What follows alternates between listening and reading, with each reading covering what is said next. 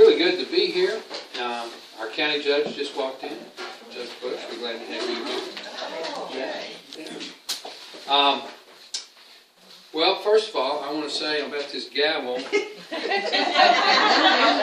hope you don't use it on me.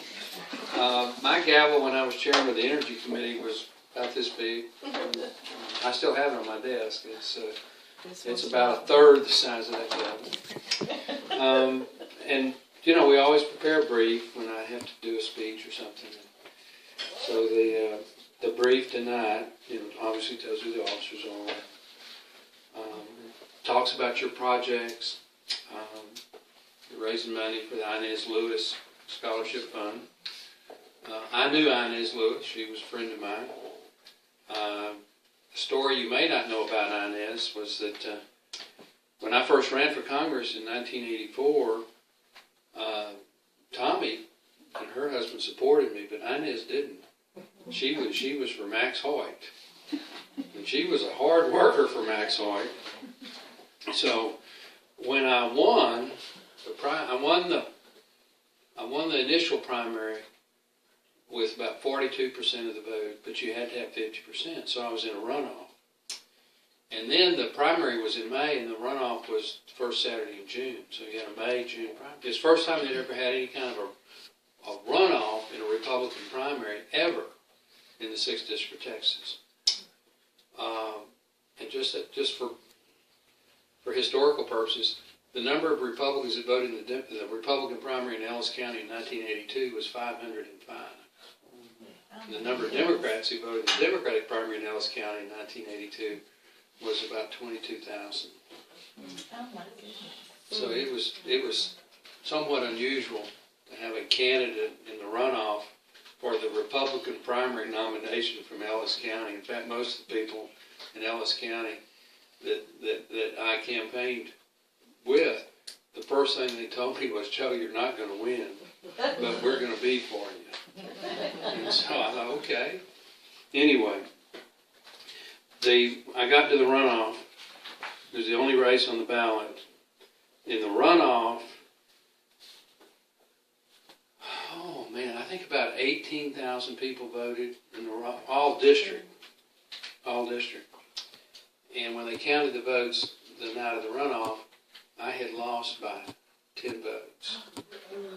Just a handful. I was about $40,000 in debt. And so I was moping around the house, and then this Sunday morning, runoff was on a Saturday. And my brother John, who some of you may know, he's since passed away, but John was my campaign manager. He was an attorney from Baylor. He had just gotten out of law school.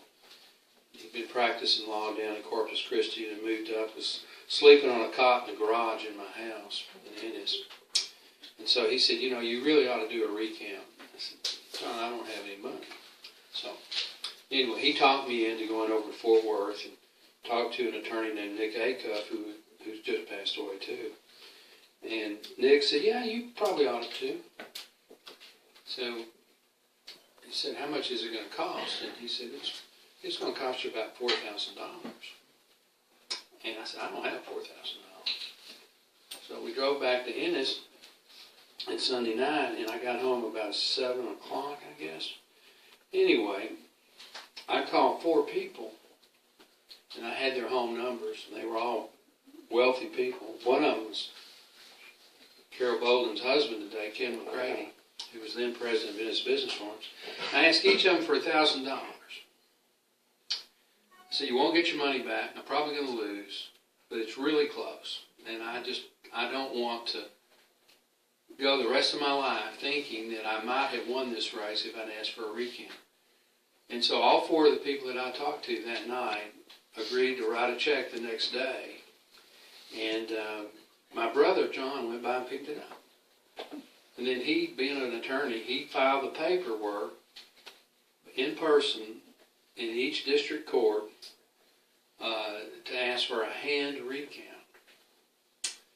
So they did the recount, and I ended up winning by 9 votes. Wow. I went from losing to winning. So my opponent didn't like that.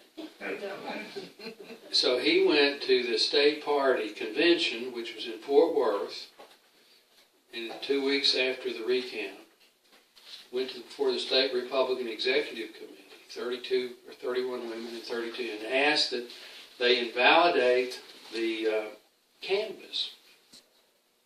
And the state Republican Executive Committee refused to take it up.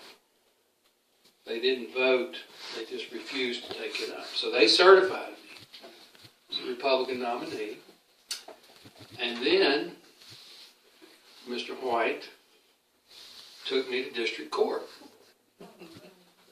You know, he had lost the recount. He had lost for the SREC. So now he went to district court in Cleveland, Texas. And we went through all the people who voted in the primary runoff for the Republicans and all the people who voted in the Democratic primary and the Republican primary in the initial election. Every one of them. Those are public records. And we found the people who had, there were some people, there was one elderly couple that voted in the Republican primary, the Democratic primary, and they voted in the runoff. Okay? So they were very patriotic. They voted every chance they could. And so we didn't know who people voted for, but we knew where all these tainted ballots were. And some of them we knew how they voted. There were some military ballots that had voted absentee, and some Marines that were out on the west coast of California, and their ballots went into the Nevada County mailbox. And the county chairman, who later became a federal judge, Terry Means, didn't bother to go to the mailbox. And so he didn't count those ballots, and there were either 2 of them or 4 of them, and they were all Barton ballots. Because we called and asked the people, you know, did you vote in the Republican primary runoff absentee ballot? And of course, and they said, yes, sir. Who'd you vote for? We voted for Joe Barton. Well, God bless you. We knew that, and those weren't counted in the, you know, so we said, there's 4 Barton votes. When you're winning or losing by 9 or 10 votes, it's a lot. Anyway, so we went to district court, and on July the 3rd, 1984, in district court, my opponent's attorneys walked in, and he had 3 or 4 of them. I mean, it looked like, you know, I don't know, somebody, like if you saw the GM lady who testified before my committee a couple of weeks ago, she came in with 11 attorneys. 11. This kind of looked like that, although he only had 4. Now, I had 2. My brother, who was unpaid, and 1 more that we paid. And so every time they made an objection or something, my people stood up, and we just turned them every way but loose. So they finally called this elderly couple. They thought this was their smoking gun. They were both seniors in their 80s, and they had both voted for me, and they were going to get them to admit that. And we had coached them on their constitutional rights, against, self-incrimination, the Fifth Amendment. I plead the Fifth Amendment. So this elderly lady got on this witness stand. Is it true that you voted in the Democratic Party primary and the Republican Party primary? Refused the answer on the grounds of self-incrimination. I take the Fifth Amendment. Is it true that in the Republican primary runoff you voted for Joe Barton? I refused the answer on the grounds of the Fifth Amendment right to self-incrimination. This 85-year-old lady. So then they got her husband up, and he says, I'm doing what my wife did. So the judge listened to this, and after about 45 minutes, he called the attorneys in, and he told my opponent's attorneys, he said, you can keep going, but you're going to lose. If you want to keep up this, you just keep going, but you're going to lose. Now, if you, and I'm not an attorney, Judge Bush may know, but there's something you can, in the middle of the case, you can all of a sudden, without saying, oh, I really screwed up, you can say some legal motion to recede or something. You can withdraw. Yes, you can withdraw. withdraw. Typically, it's not, you can't do it after you swear in your first witness, but. Well, this was something that he could change his suit and basically get a ruling of no ruling so that he didn't look. In other words, it was a way for him to save face without saying, you're wrong. And long story short, a little before noon on July the 3rd, the judge threw the case out, and I became the Republican nominee for the 6th District of Texas. Now, what does that have to do with Inez Lewis? That's a long story. She had been for my opponent, and she had worked hard for my opponent. But when I was certified the Republican nominee, she came over to my old campaign office down by the railroad tracks in Ennis. It's now a used appliance store or something, and said, I want to volunteer for your campaign. And I mean, she just didn't sort of volunteer. She lived down there. You know, everything that could be, if we needed somebody to run the post office, she run it. We needed somebody to put stamps on envelopes, she did that. We needed somebody to dress on, she did that. We needed somebody to make phone calls, she did that. We needed somebody to answer the phone, she did that. I mean, she did everything but change Kristen's diaper. And Kristen is here. She's now in her, an adult, works in my campaign. But then she was 2 years old and was wearing Pampers, I think. Yeah, verify the age there. Yeah, now Kristen's got a degree in college and has worked on Wall Street so she's no longer 2 years old. Anyway, so the point of that story is Inez Lewis worked hard for my opponent, but as soon as it was obvious that I was the Republican nominee, she worked just as hard for me. And for the next 20 years, until she died, every campaign, Inez Lewis was one of the people we counted on. So y'all are helping a good memory when you have your Inez Lewis Scholarship Fund. Joe, I would like to tell you, and for the people that don't know, we had 52 applications this year. And so we met Wednesday here and selected 2 winners. And How much are you giving each it's winner? $1,000 each. $1,000 each. Mm-hmm. Well, I'll tell you what I'll do. I'll give you another $2,000 so you pick 2 more winners. Oh.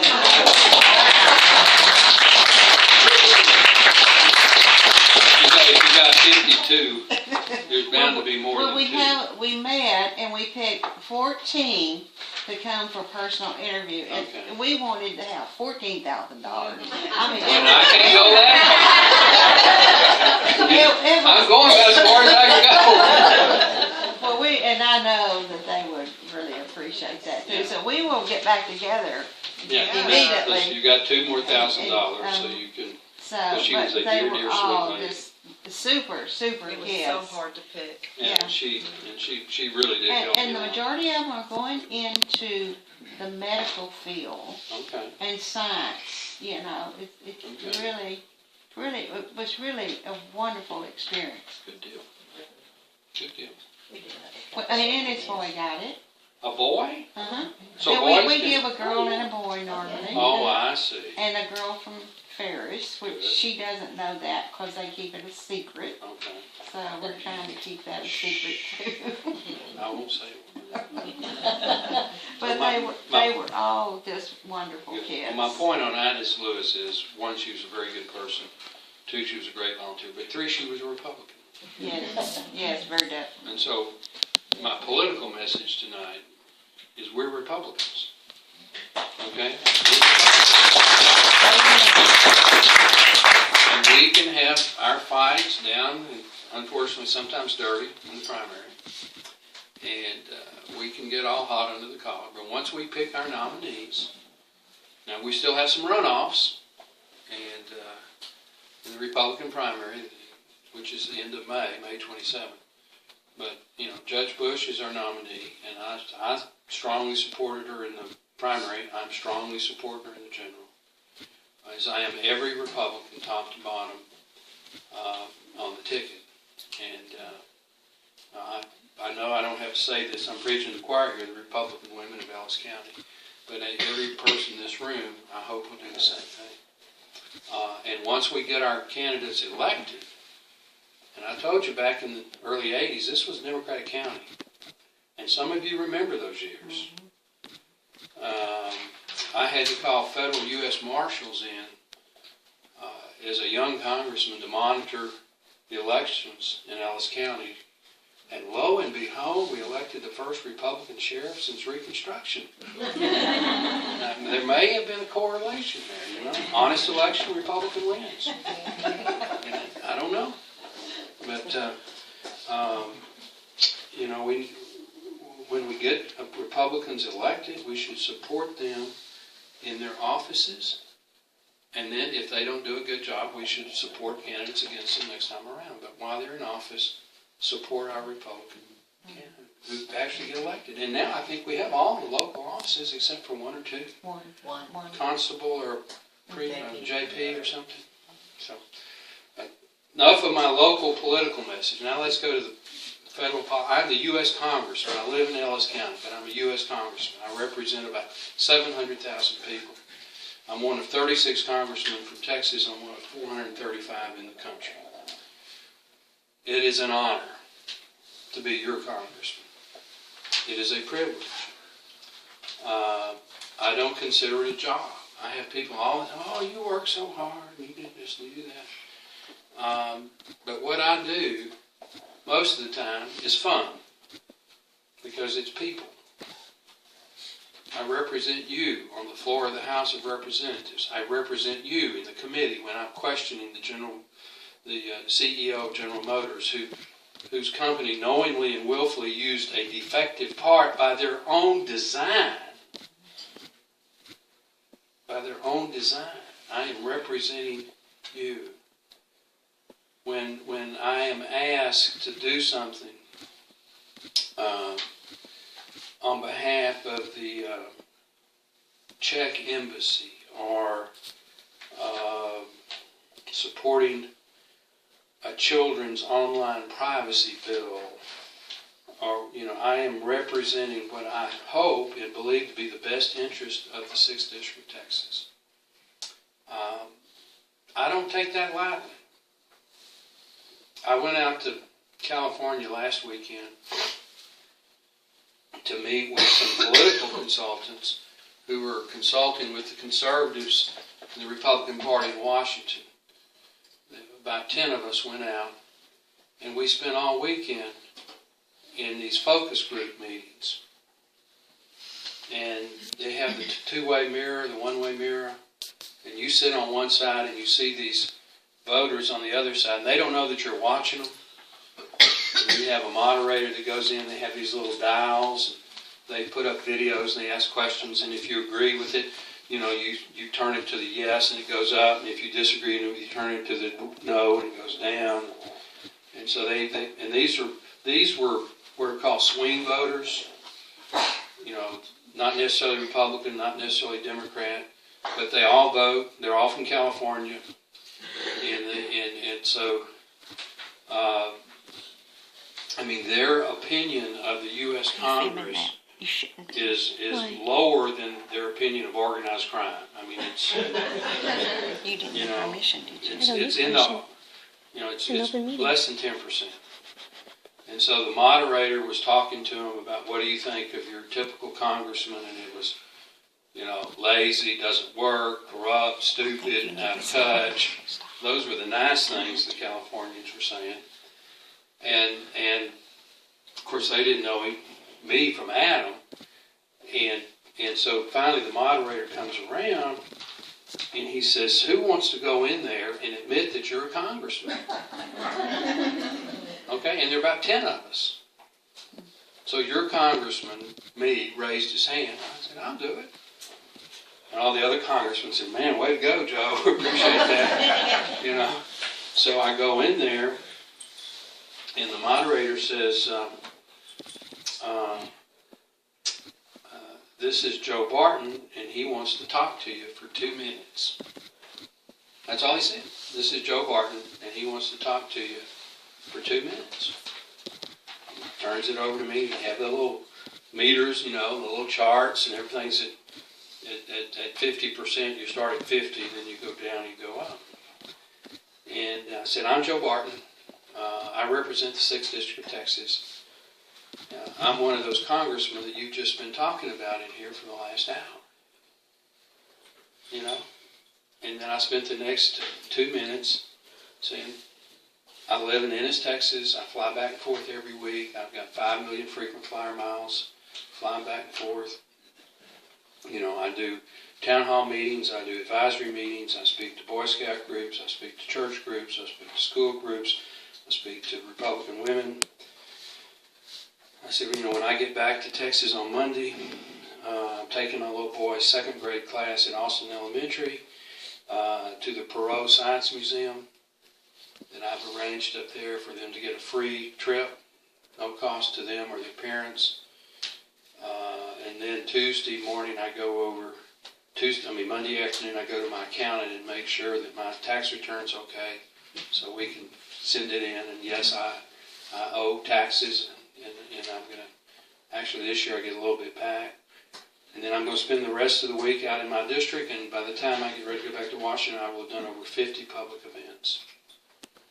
I'm one of these lazy, out of touch congressmen that you just been talking about. And they gave me a standing ovation. From California. So, it is a privilege. And don't think, I don't know what you think about me personally. I just won the Republican primary here with over 70% of the vote. I don't remember exactly, 70 to 75. I didn't get all 25. I didn't get 100%. My father, back in that first race I was talking about, in the primary runoff in Hill County, that's where he was from. He's a graduate of Whitney High School. So they only had one polling place. He was personally responsible for Hill County. They had 15 votes in the whole county in the runoff. 14 were for me and 1 wasn't. He spent the next month finding out who that was. He was personally incensed that one person in that runoff didn't vote for his son. And I'm pretty sure that person voted for me in the general election. So, you know, my job only works if you help me. You know, if you don't take anything else away tonight, it is imperative that good people stay involved in the political process and stay in touch with whoever you folks elect to be your representatives, whether it's the county judge, the state representative, the state senator, the sheriff, the congressman, whoever. We are not stupid. Now, I don't believe I'm the smartest person in this room. And I don't believe I'm the hardest working person in this room. But I do believe I am one of the top 3 or 4 best listeners in this room. And if I really know what you want, I'm going to do my darndest to make that happen. If it's politically and realistically possible. And that doesn't mean I have to win. It just means we've got to have a chance. So having the Republican women show up like this, you know, I'm told you had 35 members. Well, you've got a lot. You've got more. You've got at least, of course, there's some people here that look strangely like men to me. Well, we got them too. You know, it's the modern era, and so you've got a lot of your members, not 100%. You've got a good membership group here. And I know those of us that run for office depend on you to still help us and do all the legwork and all those kind of, like Ines Lewis did for me so many years ago. So I want to say thank you. And it's in terms of what the Congress is going to do, the rest of this Congress, the House will pass it. We passed the budget, so we'll pass the appropriation bills that go along with that. We are slowly but surely doing all the public hearings on Benghazi and the IRS scandal and the NSA scandal As they said in boxing, you can run, but you can't hide. Now, whether that results in us deciding to impeach the president is debatable because of the time left and the fact that you've got a Democratic-controlled Senate. And there's no way, if the House votes to impeach the president, the Senate's got to get a 2/3 vote to convict, and that's never happened. Andrew Johnson in 1868 failed by 1 vote. I voted to impeach President Clinton every time I could, which I think was 5 times. And he did not one of the articles of impeachment even got a majority vote in the Senate. So this impeaching the president is a great soundbite, and we need to bring the facts out, but it is a high bar, as it should be, to impeach, and then we've never reached the conviction bar for a president. We have convicted some sitting federal judges, and I think we've done that 4 or 5 times. We're following what's going on in Russia and Ukraine pretty closely. We just moved a bill out of our subcommittee on LNG exports. That'll go before full committee the week we get back.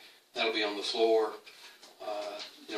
There are other options besides military, and one of those is economics, and one of those is they'd lots rather use natural gas that comes from the Barnett Shale here in Texas than the natural gas that comes through a pipeline from Russia.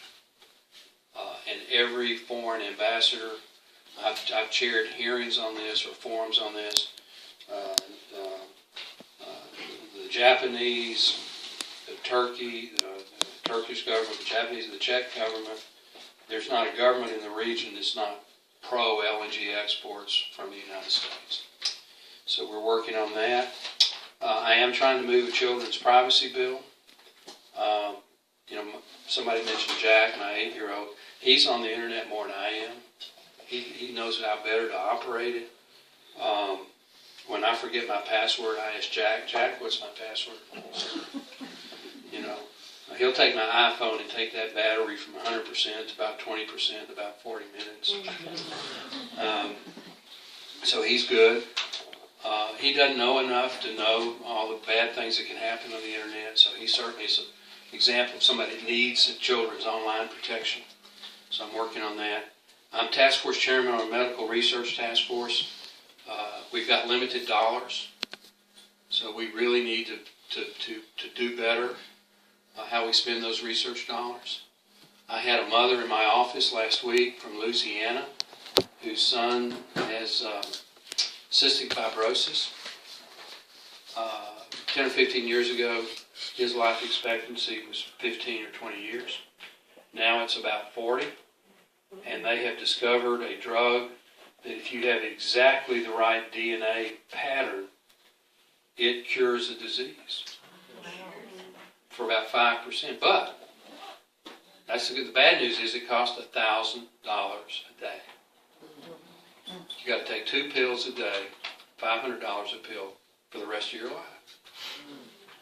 That's a lot. Now, if it's life or death, and so far the insurance companies are paying it, but they think that they can do more research and over time come up. They know how to do it now. It's just getting the right formula so that we may be able to cure cystic fibrosis. There are cancer drugs that are being developed now that they go in and they map your body and they find out the exact kind of cancer that you have. And then they can go to the laboratory and custom design a drug that goes into your immune system and tells it how to turn on the right immune cells in your own body to kill all those cancer cells. So instead of the chemotherapy and all the stuff that just is kind of, we kill everything, we're not that far from having cancer drugs that if you're unfortunate enough to get cancer, we can custom design a drug that's just for you. It works for one person, and that's you. And they're doing that at MD Anderson right now. And the head of MD Anderson told me about 6 months ago that he thinks it's possible in the next 10 to 15 years to be able to come up with a cure for almost every kind of cancer there is. Yeah. Didn't say it would happen, but he said it could happen. So my medical research task force, which has Nobel Prize winners, former heads of the FDA and the NIH, it's kind of a who's who of the medical research community. We're working on a bipartisan basis, off camera with no publicity, to try to figure out how to refocus our resources to make that happen. So that's what your congressman is doing right now. And the only reason I get to do it is because you elect me every 2 years to do it. So for that I say thank you. And with that, I will take questions. Or answers. What's happening with Medicaid? Well, under Obamacare, there's mandatory Medicaid enrollment for every single adult under 35 below a certain income level. They have to go into Medicaid. So all of these numbers that you see about how many people have enrolled in Obamacare, was it 5 million or 7 million? 7 million. Most of those are mandatory Medicaid. When you whittle the numbers down, on people who didn't have insurance, who couldn't get insurance, who now can get it, that's about 500,000. So we've done all of this effort. For those 500,000, we're helping them, no question. But for everybody else, it's just more expenses. If you've already paid your income taxes, everybody in this room is paying more in taxes, and it's at least partially because of Obamacare. And it'll never be repealed. Well, never say never. It will never be repealed as long as you have a Democratic majority in the Senate, which means it won't be repealed the rest of this year. But if we capture the Senate, we could make the president have to veto things, which is a lot tougher than just letting the Senate kill things. And we can start really working to underfund it and not fund certain parts of it. So I think at some point in time, most of it will be officially repealed. But I also believe even absent official repeal, the president's already changed it 38 times. And even though the law hasn't changed, they're not enforcing this, they're not enforcing that. And if you go back and listen to the debate when we voted on it, it passed the House by 1 or 2 votes, passed the Senate by 1 vote. Their big mantra was coverage. They wanted everybody to have coverage. Well, we've done all this massive change, and the number of uninsured are about exactly where they were before this. So it hasn't done what they said it would do. It's hugely expensive, it's hugely complicated, and it will destroy private health care as we know it. So we will get it changed. The question is, will it take 2 years or 3 years, but it will happen. I'm confident. Because you don't support it. The country doesn't support it. The opinion polls of independents, and they are negative. Now they're not hugely negative, but they're negative. But the doctors are not taking it. Well, a lot of doctors are just opting out of Medicare because they're not getting the reimbursement rates that they feel they need to stay in. They're not taking new Medicare patients. We don't mandate a doctor has to take a Medicare patient. Buck Jordan, who just passed away here in Waxahachie, the longtime mayor and chamber president, he couldn't get a doctor to take him.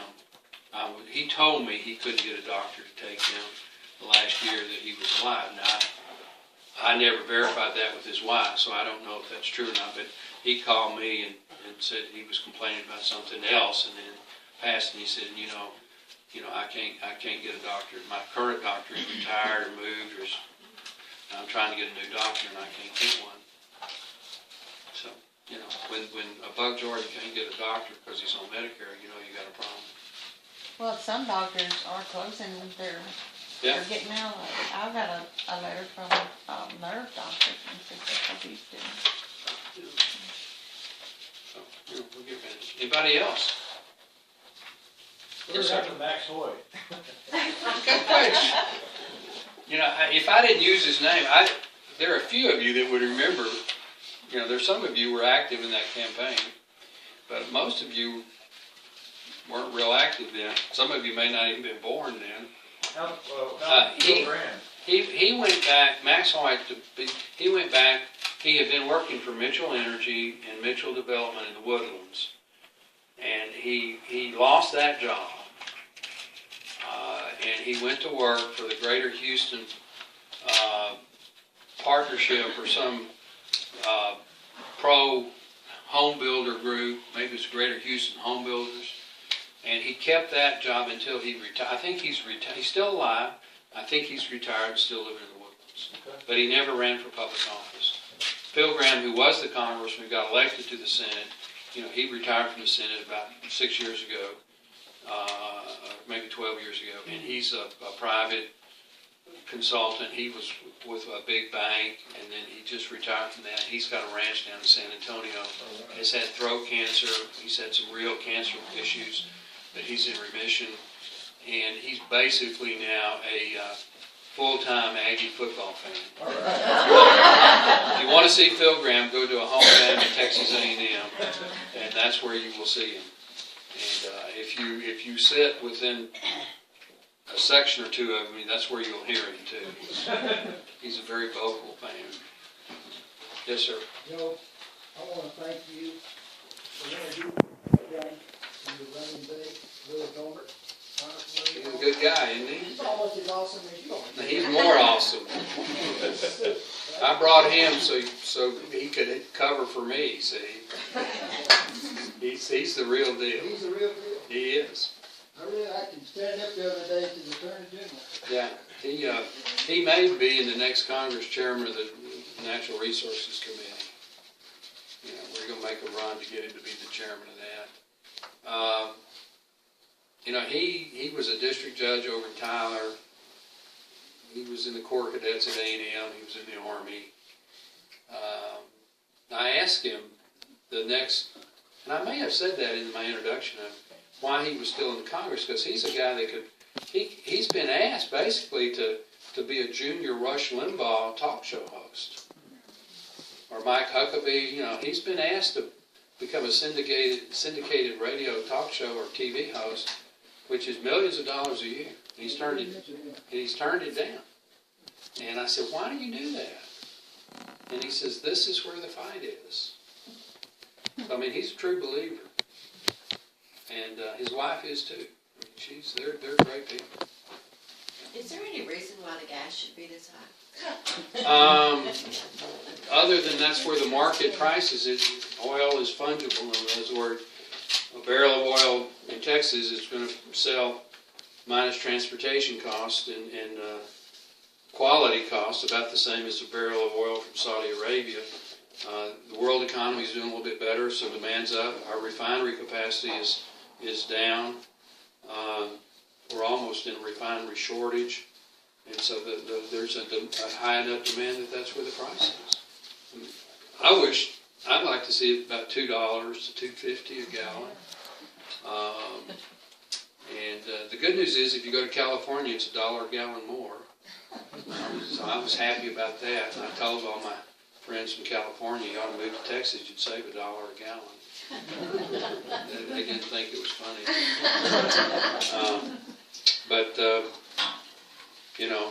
And it's a supply-demand thing. And there's a little bit of an issue with all the EPA air quality regulations. In the summer, you have to have a different fuel blend than in the winter, and we're kind of in that transition period. So there's a little bit of a shortage as you're switching to get your volatility different for the summer driving season. So hopefully it'll go back down. Well, if there are no more. I have one more. I was waiting to the end. I brought my daughter Michelle with me. All right. She does to Ennis Junior High, Good for you. and there are some 7th and 8th graders going next month to visit Washington, D.C. Well, good deal. So I wanted to see if she could take a picture with you to take to that. If she's willing to, I'm willing to. So She may not want to. So you're at Chuck Loomis no, The at junior the junior high. at the junior. Ennis Junior High. She's in 7th grade. So that's the old high school building. Actually, they have a new junior high that Yeah. was built before the new high school. It's back behind the About behind the high school. new high school, yeah. Yes. See, my son's in 2nd grade, so I'm a little out of touch. Yeah, with there's a few more schools in Ennis now you get to go through before you get there. Coach. What's your name? Michelle. Michelle. Good deal. Let me get close. And who all is coming Ennis to Republican. Washington? Just a group, a class, like 50. Judy Taub or Taub, however she says it, is the teacher, and every year she takes a group to either Washington D.C. or New York. So Now, do we know that they're coming? I mean, have they touched base? World Strides does, and I don't know if your office actually knows. There's like a whole itinerary. They're doing the whole jaunt, but I'll get with Well, your Linda office Gillespie, and where's see. Linda? Linda's here. Okay. She's my assistant district director, Yes. and she's also my scheduler. If you'll let Linda know, she'll make sure that if they want anything special in Washington, we'll try to Okay. set that up. Great. I'll get with Won't you do Linda. that, I Linda? work at the Sterling House, so Yeah. I'll get with you. Yeah. Thank you. Okay, good deal. Well, I'm going to turn it back to you, Okay. and God bless you, and thank y'all for